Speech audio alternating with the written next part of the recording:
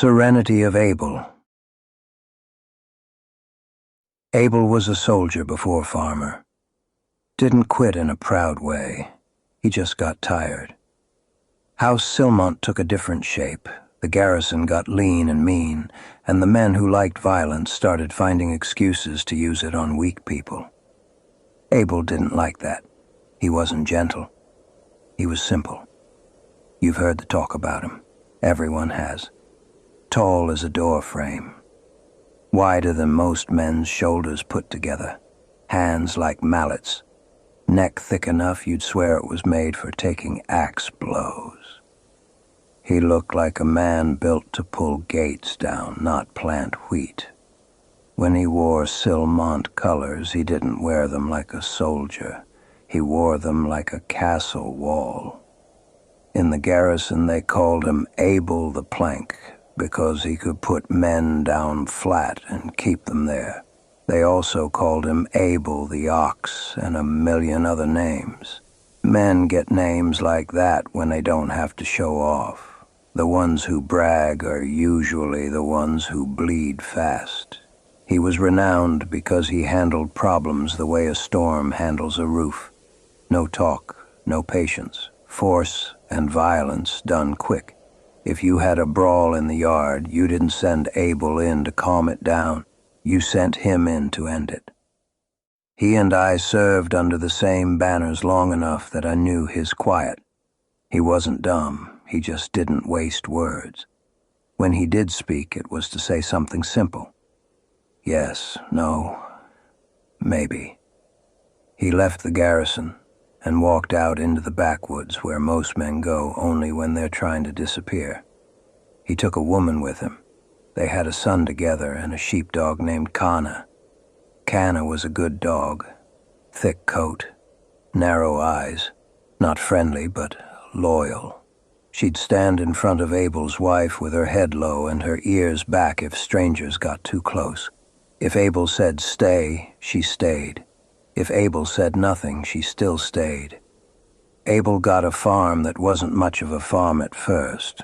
A hovel, a barn, a lean fence line, and a patch of land that needed hard work done to it. He fixed it up. Grew wheat for House Silmont because Silmont owned that land and owned anyone living on it, whether they admitted it or not. He kept a few animals. Cows, a couple pigs, chickens, and one stubborn goat. He sold extra grain down toward Belgot when the road was open and the weather didn't kill the wagon. His wife kept the house clean. His son kept the chores moving. Abel kept the trouble away. It was calm out there, not happy like city folk mean it. Calm like a knife on a table. Nothing moves unless you touch it. Brigands would come down the old road sometimes, sniffing for easy meat. They'd see Abel out in the field, bare-armed, chopping wood like he was angry at the tree line, and they'd turn around. That was his peace, a man shaped like a warning sign. He didn't speak much, not even to me, and I was one of the only men he'd probably call a friend. When we served together, we sat at the same table, ate bread and stew, and said maybe 50 words between us. It felt right. Some men fill silence because silence scares them. Abel didn't fear silence. He lived inside it. And so did something else. He told me later, years after, when it didn't matter anymore, and he had that hollow look in his eyes. He said he first noticed it at the edge of his wheat, not in the field, just outside it, under the black line of trees where the light goes still. A small creature, short, gray wrinkled skin like old hands left in water too long, hollow eyes, mouth slightly open like it forgot what it was doing. No sound except the bells. It wore bells around its neck, a few of them, not enough to make it loud, just enough to make it impossible to forget it was near. A soft clink when it moved, a little friendly noise like a goat collar.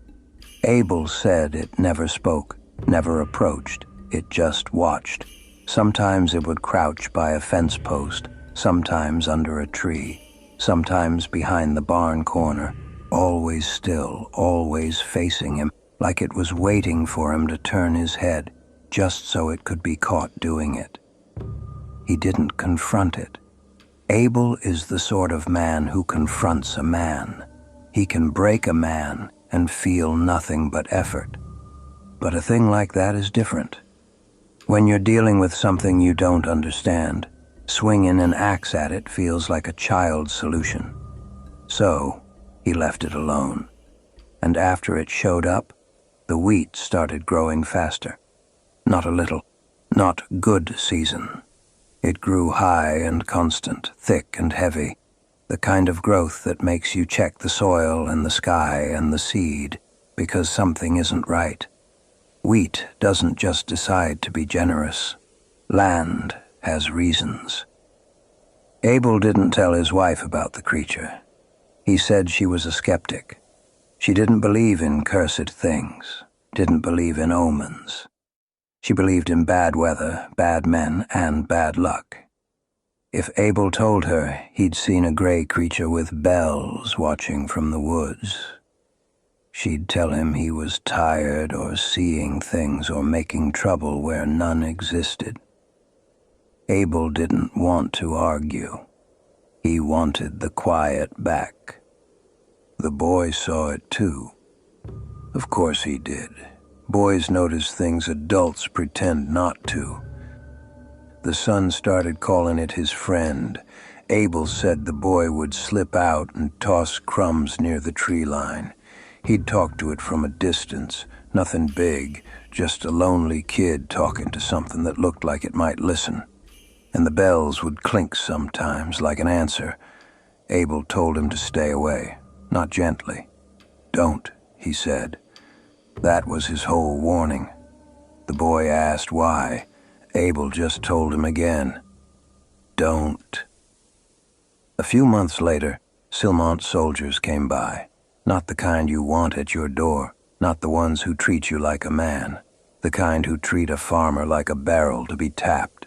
4 of them, fresh enough to still laugh easy.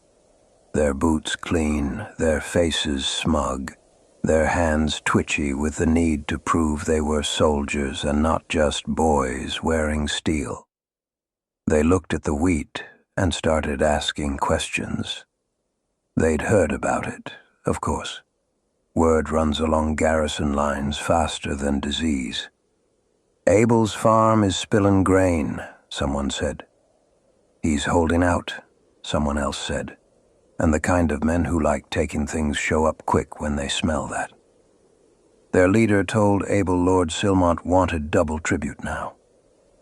"Your yield has increased," the soldier said, like Abel had done it on purpose. "The house takes its due." Abel accepted. Reluctantly, but he accepted. He wanted to live quietly. That was the whole point of leaving garrison life. You don't keep quiet by arguing with house soldiers at your own fence line. He said, "All right." The soldiers didn't like how easy that was. They wanted an argument. They wanted to threaten. They wanted to put a big man on his knees to make themselves feel taller. Abel not giving them a fight offended them more than refusal would have. They camped alongside the farm like they owned it. Loud. They broke little things on purpose. A fence rail snapped. A bucket kicked over. A chicken grabbed and thrown. They laughed like it was a game and not a life. They drank that night. Abel didn't offer them drink. They had their own. Men like that always do. They sat near Abel's barn with a little fire and got meaner as the bottle got lighter. Canna stayed close to the men, hackles up watching them. One of the soldiers, half drunk, stumbled near her and she growled low.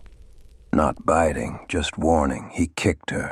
Not a shove, not a move. A hard boot into her ribs like she was nothing. She yelped and rolled and tried to get up, and the soldier kicked again, laughing because it made sound. Cana made a small, wet noise and didn't get back up. He stomped the dog several more times. The boy saw it all and started crying. Abel's wife ran out and dropped to her knees beside the dog, hands shaking, trying to lift her. Cana's eyes were open, but they weren't there anymore. Abel stood in the yard with his fists clenched so tight his knuckles went white. He didn't move. He was shaking, not from fear, from holding himself still. That was Abel. He could make the world pay, but he always tried not to. He knew what he was. He knew if he started, he wouldn't stop until it was done. The soldiers laughed at the dog, laughed at the crying boy, laughed at Abel's stillness, like it was weakness. Abel's wife pleaded. She begged the soldier to leave. She wasn't trying to shame him. She was trying to save her family. She said, "Please," a few times, and that was what pushed the wrong kind of man over the edge. One of them grabbed her, not a gentle grab, a hand on her arm, yanking her toward the barn, sneering, saying foul things that don't belong on a farmer's land. The other soldiers laughed and watched Abel's face like they were waiting for him to crack. Abel did crack. He moved. He grabbed one soldier by the chest plate and threw him into the outhouse like he was tossing a sack of grain. The man hit wood so hard that the boards exploded. The others went quiet for a half heartbeat. Then they drew swords. Abel didn't have a sword. He had his wood-cutting axe, long handle, heavy head, a tool meant for splitting logs. The first one came in too close. Abel chopped down and caught him at the shoulder. Not a clean cut. The axe bit and stuck for a second like it was thinking. Abel yanked it free and the man's arm came with it halfway. The soldier fell screaming, looking at himself like he couldn't believe it. The second soldier tried to slash Abel's gut. Abel took the cut across his side and didn't flinch. He stepped in, shoulder to chest, and drove the axe into the man's neck. The head didn't come off clean. It hung by a strip, jaw loose, eyes still blinking for a second like they were confused. The third soldier was smarter. He circled, tried to keep distance, tried to stab in. Abel took a slash across his forearm, grabbed the blade with his bare hand anyway, and pulled the man in hard. Then he smashed the axe into the man's face. Not a heroic strike, a butcher's hit. The man dropped like meat.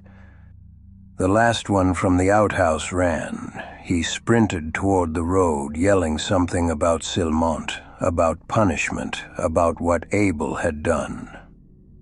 Abel threw his axe. He was a giant, and the axe was a dead weight meant to bury itself. It hit the soldier in the back and drove him forward into the mud. The man twitched, tried to crawl, then stopped.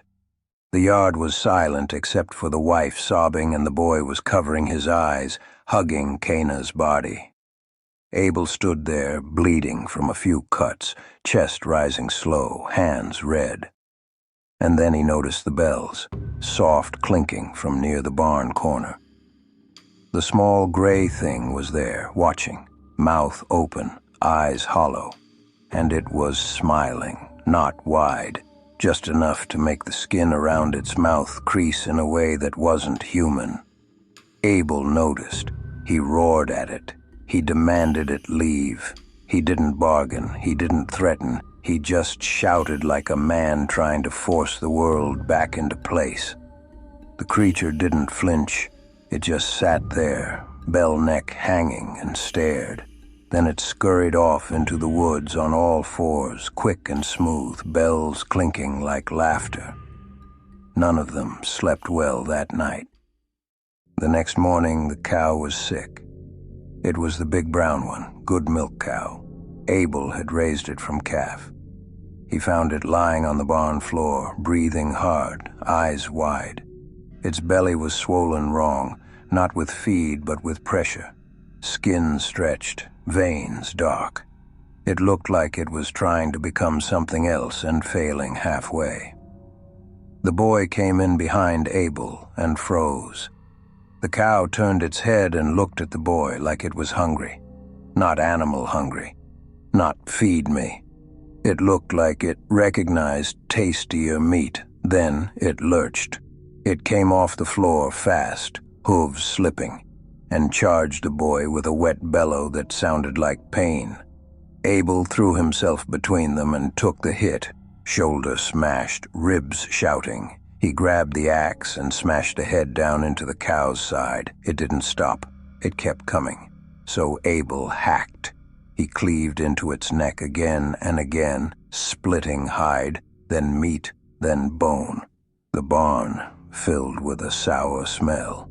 The cow's head finally came loose enough that it slumped sideways and the body collapsed, twitching.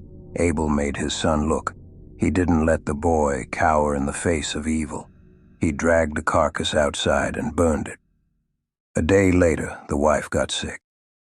At first it looked like fever. Sweating. Shivering. She said she felt cold and then hot. Abel went down toward Belgot for medicine and trinkets and charms. He spent most of the new wealth from the wheat harvests. He came back with bottles that smelled like herbs and bitter alcohol. He came back with powders and a little silver charm some street priest swore would pull sickness down into the earth. None of it worked. Her fever climbed. Her skin felt slimy, not sweat slimy, wrong slimy, like there was another layer to her. She started craving salt and raw meat. Abel wouldn't give it. The next day, Abel came inside from tending the remaining animals and found his wife changed. Her body was stretched and low to the floor, skin shining wet, limbs twisted under her. Her face was still her face, but pulled, mouth wider, eyes bulging, and she moved toward him with a vicious, crawling hunger like something wearing her skin wrong, body like something you'd find under a moist rock. Abel tried to speak to her, like an idiot, like love could push sickness back. She answered with a noise that wasn't words, and lunged. He barely got the door shut between them. It took his full weight to hold it because she was strong in a way she never had been, not muscular, just relentless, like a slug that doesn't tire, like hunger with arms. He eventually forced her down into the basement. It wasn't noble, it wasn't gentle. It was wrestling a thing that used to be his wife into a hole in the ground and slamming a heavy bar across the door while his son screamed. After that, he fed her meat. He had to. The thing didn't eat bread. It didn't eat grain. It wanted raw flesh. Abel butchered animals he couldn't spare and slid chunks down into the cellar like he was feeding a dog, except it was worse because it spoke his wife's voice sometimes. It grew bigger every day. The walls shook at night from her thrashing, and she shouted up the stairs, not begging, not crying, demanding. She demanded the boy, their son. She'd call his name. She'd say it the way a mother says it when a child is in trouble, and the boy would start to move before his mind caught up. Abel had to grab him and shake him or slap him to snap him out of it. Abel stopped sleeping. He sat with his axe across his knees. He stared at the stairs. He listened to the wet, dragging noises below. He couldn't take it anymore. One night he went down with a pitchfork. Longer reach. He didn't talk. He didn't pray. He didn't ask for forgiveness. He opened the door and stepped into that damp cellar stink, and a thing surged toward him, and he plunged the pitchfork into its face, again and again. It made sounds that were half her voice and half nothing human. It tried to wrap around him. It tried to pull him down. Abel held and drove until it stopped moving. Then he sat on the cellar steps and his hands shook. He burned what remained in the far corner of the field where the wheat grew too thick. After that, everything was calm for a week. The boy slept. Abel slept in short bursts. The wildlife was still. Then the bells returned. Clink, clink, clink. Abel stepped outside and saw the creature at the tree line again. Same gray, wrinkled skin, same hollow eyes, same open mouth, and this time it spoke, not loudly, not dramatically, like it was making a simple statement. Its voice didn't sound right, too deep and gravely. It told Abel he needed to leave the farm. It said if he didn't, he and his son would get sick next. Just that. No threats, no sermon, like a neighbor warning about a flood. Abel didn't answer. He didn't ask why. He didn't ask how it knew. He just looked at it and felt something cold settle in his gut, because despite its warning, it still held that smirk. Abel packed that night, fast, efficient, the way soldiers pack when they know staying means dying. He took what he could carry. He took food, tools, blankets. He took the boy. He left the farm standing, left the wheat, left the barn, left Kana buried in the yard and his wife's in the field. He didn't burn the place. He didn't have that kind of closure. They walked out under a gray sky and didn't look back. After that, rumors started. Silmon lands had always been hard, but this was different. Word came down the roads that livestock were getting sick in pockets, cows swelling and going wrong, dogs refusing to eat, people sweating with fever and waking up changed, whole families missing, houses found quiet with food still on the table, monsters roaming the hedgerows, shapes in the trees, bells in the distance. Some said it was a plague. Some said it was the woods taking back what farmers stole. No one knew. No priest could explain it cleanly. The church hates admitting there are things outside their book. All I know is Abel came to me later with his son, lean and hard and still too tall, still too strong, but hollowed in a way I hadn't seen in the garrison. He told me his story like he was reciting a report. The worst part said plainly. At the end, he sat quiet for a long time. Then he said one thing that stuck. He said, "I fought men my whole life. I knew what men wanted." He looked down at his hands. Then he said, "That thing wanted to see what I'd do." That was his closer. Not a moral, not a lesson, just the simplest truth. And I believed him. Because the world is full of kings and gods and mercenaries. Those you can understand. They want what they want. But sometimes there's something else. Something that blurs between the lines. Something that doesn't need your money or your worship.